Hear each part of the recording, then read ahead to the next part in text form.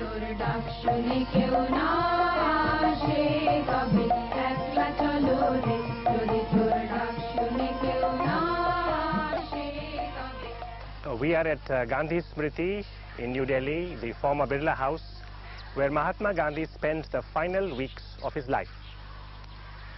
It was on this ground that he had his last walk. He walked from his room through this ground to the spot of prayer where he met his end. But our focus today is on another walk of Gandhiji's, a walk that took place from November 1946 to March 1947 in Noakh, now in Bangladesh. Noakh had a Muslim majority and a Hindu minority, and the Hindus had suffered in the communal riots in that place. From Noakh, Gandhiji went to Bihar, where the situation was the opposite, where there was a Hindu majority, a Muslim minority, and the Muslims had suffered in the communal disturbances. With me is Sailen Chatterjee, now a veteran journalist based in New Delhi. From 1944 to 1948, as a very young reporter for the news agency United Press of India, Sailen covered Gandhiji's activities all over India, almost without interruption from 1944 to 1948. When Gandhiji went to Noakh for his walk, Sailen went with him. He walked with him, lived with him, and became a member of his entourage. After Noakh, Sailen went with Gandhiji to Bihar on an identical mission. In Bihar, there were communal riots, and Muslims were the victims. In Noakh there had been communal riots, and Hindus had been the victims. To begin with, Shailendra, will you tell us just why Bapu went in November 1946 to Noakh? In October 1946, reports of large-scale killing, destruction of property came, and Gandhiji was very much unnerved to read these reports. He said at a prayer meeting that now my place is not in Delhi. I must go to Noakh on another do-or-die mission. I'll go there to bring peace and communal harmony, or in that process I'll die there. You went with him, and a few others went with him. Can you tell us the beginning of this yatra in Noakh? Beginning of this yatra in Noakh, from Calcutta he went, and when he went, the majority of the people in this place, they were not very enthusiastic about his visit. In Chomahani, where he first stayed, the members of his party, pressmen, photographers, they were made to stay in a godown, a jute godown with thatched hut by the side of canal. At night, suddenly some people shouted that there was fire. But Gandhiji, who was to stay in this hut, godown, did not stay there. He stayed in a separate hut. So people, the boatmen, they came with water from canal, and they began to shout people to come out. Nobody was injured, nobody was affected. But I think this was an attempt to dissuade him from his mission. But of course he was not dissuaded. He was not dissuaded. He was determined, and he went, and in fulfillment of his mission, he went through all the villages. And before we continue further with the story of the Noakh Yatra, can you describe the physical aspects of Noakh? Noakh, formerly a part of East Bengal, now a part of Bangladesh, is a place where there is no proper communication. The villages, one has to go from one village to another, crossing canals, and one has to take the boats. Now, while crossing the canals, one has to cover and cross the narrow bamboo bridges. Now, will you tell us about his early days in Srirampur in Noakh? Srirampur he first went and stayed and set up his camp in Kazirkhil. One night he decided that he should stay all alone and do his work. He told members of his ashram, Sevagram ashram, who accompanied him, that they should all either go back to Sevagram if they were afraid of death, or go to some distant villages and work for communal harmony. Sushila Nair, Dr. Sukrishna Nair, Pyarilal, and so many other members of the ashram, they were unnerved. They appealed to Gandhiji that at this age of 77, why should you live alone? You are emaciated in health. You can't live alone. We can't allow you. But Gandhiji was determined. They wept throughout the night. Early morning, after his prayers, he took a bamboo stick, he took a boat and left for Srirampur. I, Professor Nirmal Bose, his Bengali interpreter, and Mr. Parshuraman, his stenographer, we accompanied him in another boat. And in Srirampur, he visited Hindu homes and Muslim homes. In his attempt, he met officials and so forth. Was he able to meet with people and have conversation with them, with the Muslim women, for instance? See, he was invited to Muslim houses. In one house, he went, ladies wanted to meet him. So Gandhiji used to speak to them in Hindi. Now, they could not understand Hindi. His talk has to be interpreted in Bengali. Now, he wanted me to accompany him inside the house. The Muslim women would not face me. Then I had to face the wall and translate his Hindi talk in Bengali. Then there was an incident connected with his visit to the village of Chandipur. Will you tell us about that? You see, people from distant villages were coming to meet Gandhiji. Some people from Chandipur came and they said that, Bapu, you must visit our village. So Gandhiji assured them that he will go there. On a particular day, he was to go, he fell sick. He had taken some vegetables which affected his stomach. Despite this ill health, Gandhiji said, I must go. I have given them a word. So we took a boat, myself, Professor Nirmal Bose and Bapu. We took a boat. Chandipur is 5 miles from Srirampur. So we began the journey in the afternoon. After we had covered about 1 mile, Gandhiji fell very sick. We had to take him to the field. He vomited and he collapsed. He fainted and collapsed. Now, the boatman, bearded boatman, Muslim boatman, was also very much unnerved. We were, myself and Professor Bose, were unnerved. We took him inside the boat and made him lie inside the boat. And then we decided that we must go back to Srirampur. We were returning to Srirampur. Suddenly Gandhiji woke up and he said that, how far is Chandipur? We told him that, Bapu, you are unwell, you are very sick. We decided to return to Srirampur. He said, this cannot happen.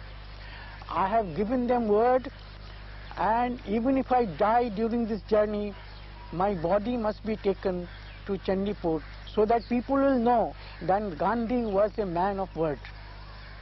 We went to Chandipur. People were waiting.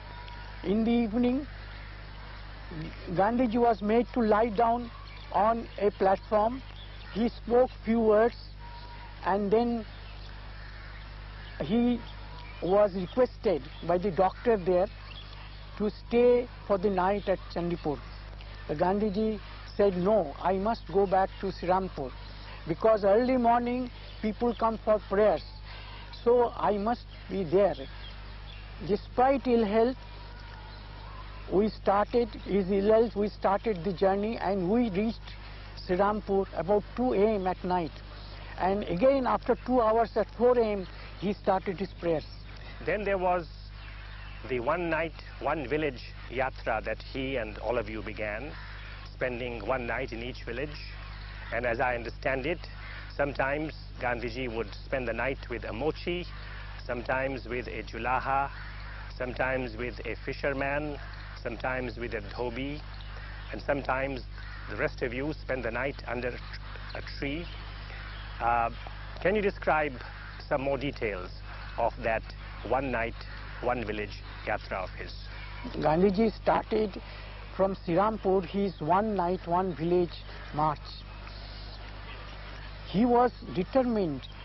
During the journey, he met people in various villages and talked to them, and this began to create a lot of influence among people. Then during the journey, every day he used to tell us to sing Gurudev Rabindranath Tagore's Ekla Chalo Re and the famous bhajan Raghupati Raghav Raja Ram Sabko Sanmati De Bhagwan. We sang like every day we sang these songs. Tell me, would Gandhiji himself also sing? He also the Ekla Chalo Re and even Raghupati Raghav Raja Ram, he sometimes sang, you see. He walked very fast. It was very difficult for us to keep pace with him. He was 77. He was 77, yeah. But he walked very fast. And sometimes when you would arrive in a village, there would be no place to spend the night. Yes, there is no place to spend the night. So people would come and offer these Muslims, Hindus, whoever in the village, these are burnt villages, they said, you please come and stay with us. Sometimes Muslims, I remember Bhatyalpur, a Muslim gentleman said, sir, there is no place to stay for you, tonight you stay in my house. Gandhiji agreed. He stayed in the Muslim house. The ladies of the house, they wanted to meet Gandhiji. Gandhiji met them, and the Muslim gentleman, he told the ladies that, well, let us not forget we have committed sin. See, we are responsible for the violence against the Hindus. So we are today blessed that Mahatma Ji has come to stay in our house. We'll see that his message is implemented and we live in peace and harmony. Were there any other signs of returning harmony and peace? Yes, people in various villages began to feel confident. Gandhiji's stay created a lot of confidence in them, and slowly they were returning to their villages. You see, that is how I feel that created some impact.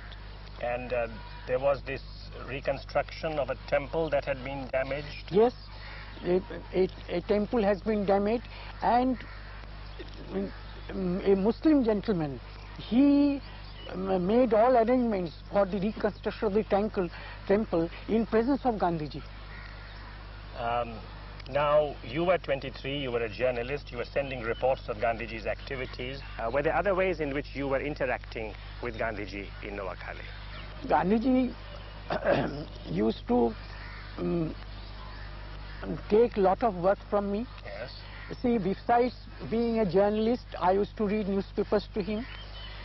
Then he knew that he will be living in Bengal for a long time, so he was learning Bengali, and I had the privilege of helping him read the alphabets.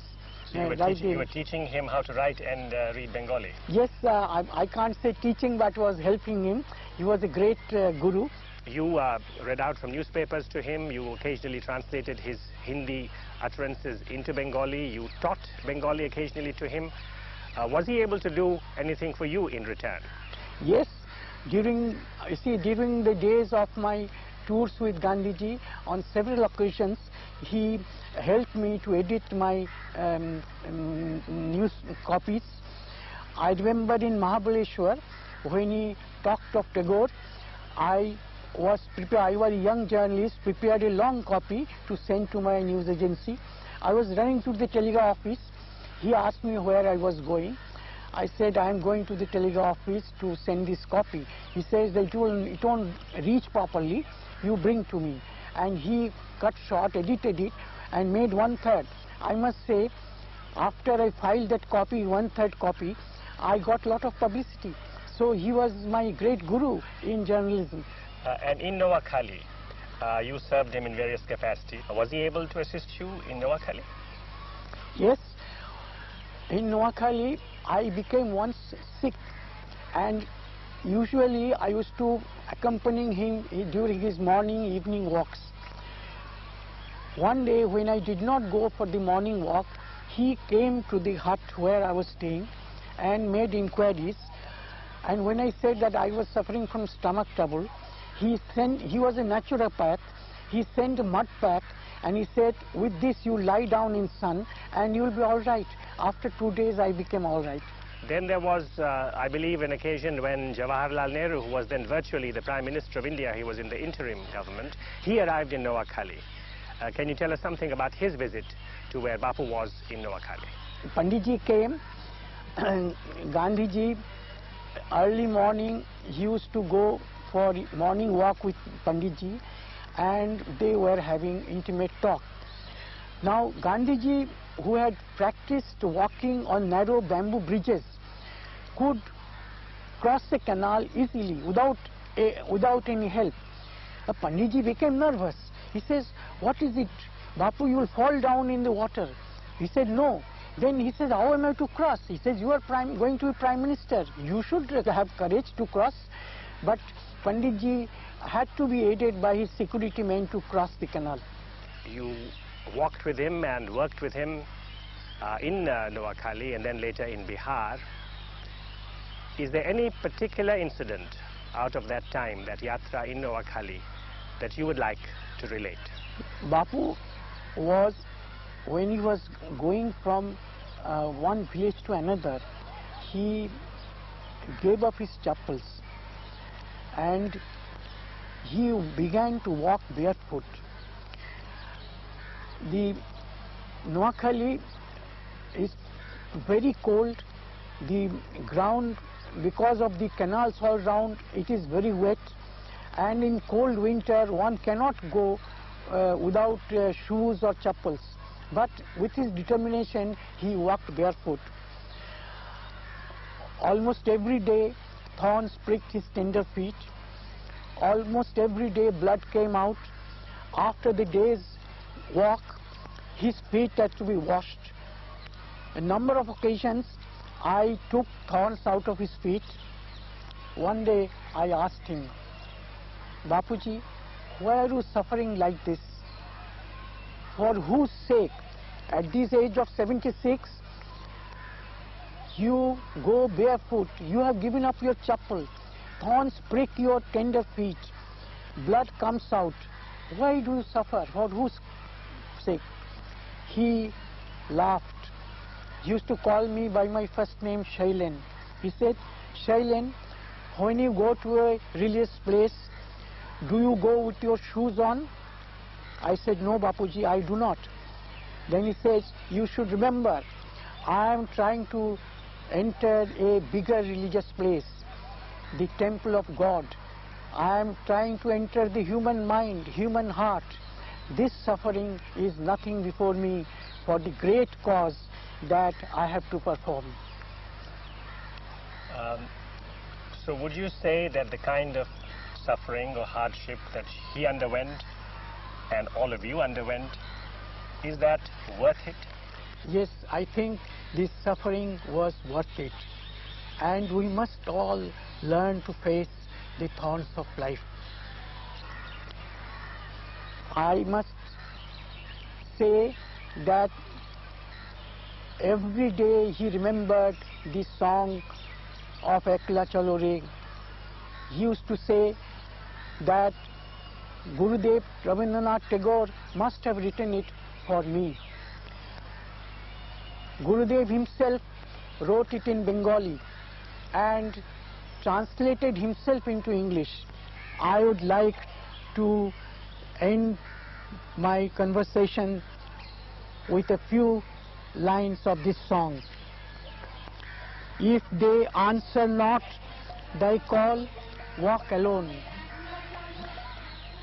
If they are afraid and cower mutely facing the wall, if they turn away and desert you when crossing the wilderness, O thou, trample the thorns under the feet, and along the bloodline track travel alone.